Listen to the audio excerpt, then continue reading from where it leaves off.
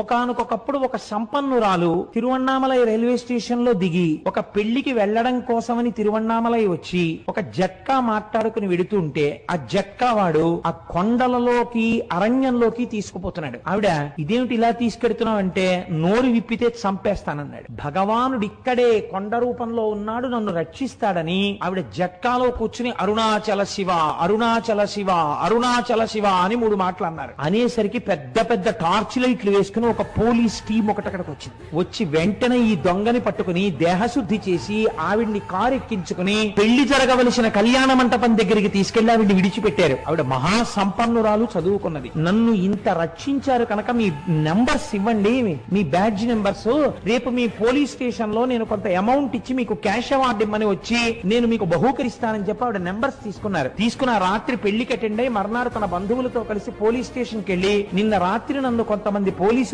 రక్షించారు, వాళ్ళ నెంబర్లు ఇవి, వాళ్ళకి క్యాష్ అవార్డు ఇవ్వండి అని చెప్పి ఆవిడ ఇస్తే తమిళనాడు పోలీసు సర్వీస్ లో ఈ నెంబర్లు ఉన్న పోలీసులు లేరమ్మా, ఈ నెంబర్లు లేవని చెప్పారు. పరమశివుడే ఆ రూపంతో వచ్చి ఆవిడ్ని రక్షించాడు ఆ రోజున.